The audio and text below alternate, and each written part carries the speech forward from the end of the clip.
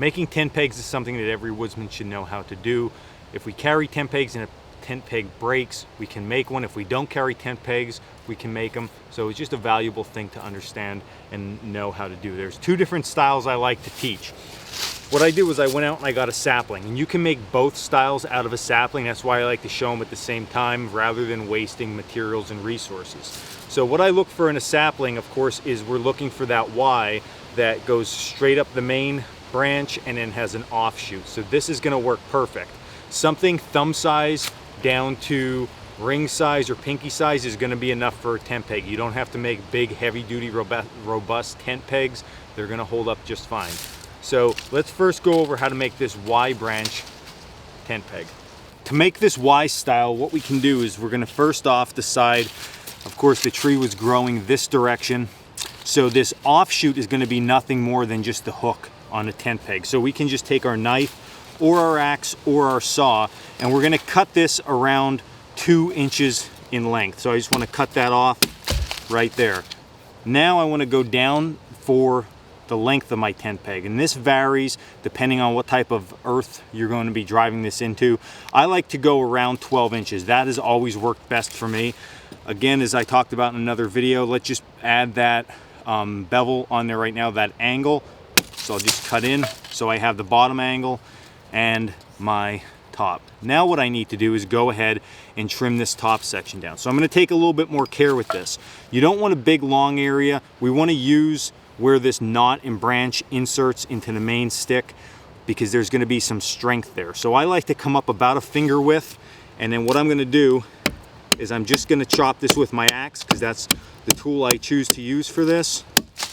And now I'm going to go around this top and I'm going to just round it off. Very simple. And the reason we're rounding this off is because if we keep it square, we have a good probability of mushrooming and cracking this edge. So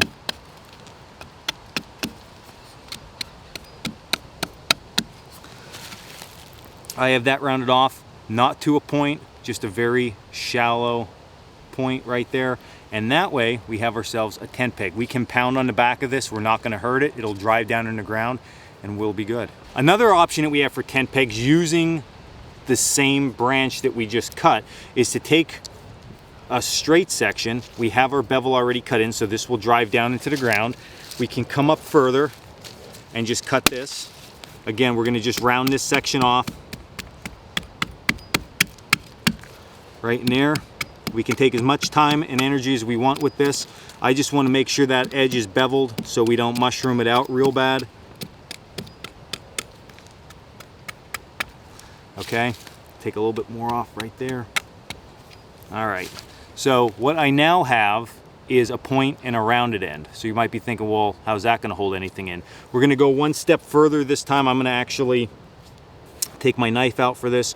We're going to cut a 7-notch, and a 7-notch is exactly what it seems. We're going to cut down into our peg, just like that, maybe a little bit deeper, about halfway through, and that's going to be a stop cut. At that point, what I'm going to do is I'm going to cut up to that stop cut and knock that notch out. And I might want to go a little bit deeper, but I think that'll be just about good. Yeah, we'll go a little bit deeper with it.